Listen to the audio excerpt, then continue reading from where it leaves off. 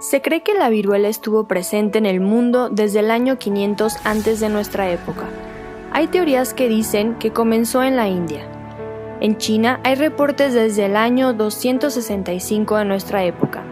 Desde estos países, la enfermedad se transmitió a lo largo de la ruta de la seda, llegando a Europa en el año 581. Después, llegó a Japón y Corea por misioneros budistas, sufriéndose en Japón una epidemia importante entre el año 750 al 1000. Aunque a lo largo de la historia se extendió por todo el mundo, durante la época de la conquista del continente americano, inició una pandemia de viruela que se expandió por todo el territorio entre los nativos de este continente, quienes nunca habían estado expuestos a este virus, por lo que no tenían inmunidad. Además de la viruela, los conquistadores europeos trajeron el sarampión, la gripe y la peste bubónica. En 1492, cuando Cristóbal Colón llega a las islas del Caribe, se inicia un intercambio de enfermedades.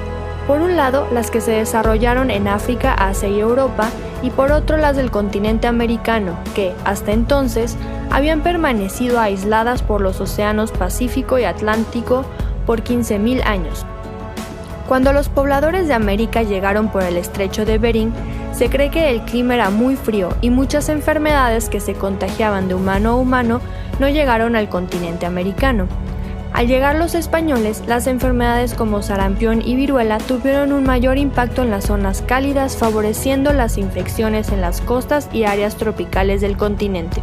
El virus requiere 3 semanas para completar su ciclo, 10 a 12 días de incubación seguido del proceso de la enfermedad que inicia en un cuadro gripal con fiebre, un exantema y pústulas que duran 2 semanas, por lo que en estos primeros viajes de Colón no hubo grandes contagios.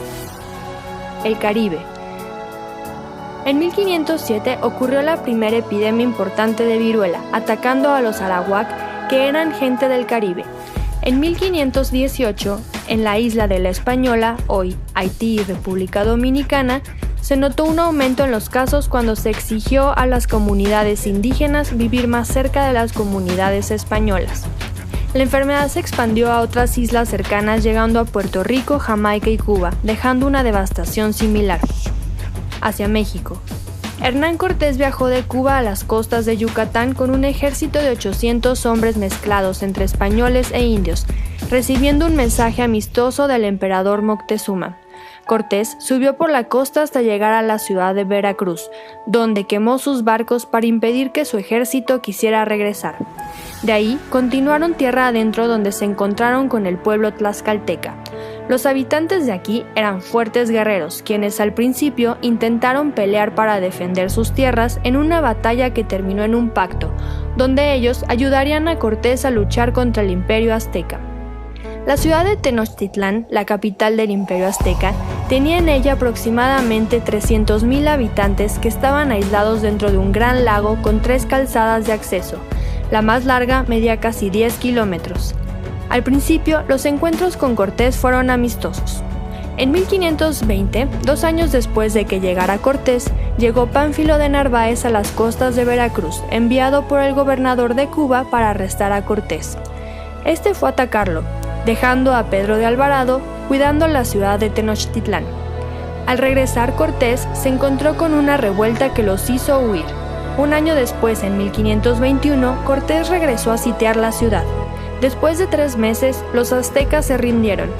Cortés y sus hombres entraron a Tenochtitlán, encontrándose con la mitad de la población muerta, no por hambre o heridas de guerra, sino por la viruela. La viruela existía en 3 variedades: la viruela mayor, la forma más virulenta; la viruela menor, una forma más leve de la misma enfermedad; y la viruela bovina, una enfermedad que provenía de las vacas.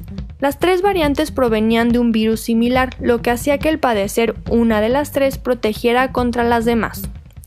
Los inicios de la vacuna contra la viruela se remontan a China e India, donde se cree que desde el siglo X se practicaba la variolización. Se removían escamas de las pústulas de enfermos de un paciente con la forma moderada de la infección y se soplaba polvo de estas en la nariz de otro paciente que no hubiera presentado la infección antes. En Europa, la variolización se comenzó a realizar en 1710 por un médico italiano, Giacomo Pillarini, quien removió un poco de líquido de una pústula y lo colocó sobre una herida hecha por él mismo en el brazo de una persona que quería protegerse. Con el tiempo, la práctica se esparció adquiriendo fama en varias partes. En 1796, Edward Jenner hizo la primera vacuna contra la viruela, que llegó al continente americano hasta 1803. A pesar de la vacuna, la viruela siguió siendo importante durante el siglo XX, con disminución de los casos en los años. En 1973, se vio en Bangladesh el último caso adquirido de forma natural de viruela, y en 1978 se erradicó por completo gracias a la exitosa estrategia de vacunación. Actualmente el virus solo se encuentra en 2 lugares en el mundo con motivos de investigación: el Centro de Control y Prevención de Enfermedades en Atlanta, Georgia, en los Estados Unidos, y en el Centro Nacional de Investigación de Virología y Biotecnología Instituto Vector en Koltsovo, Rusia.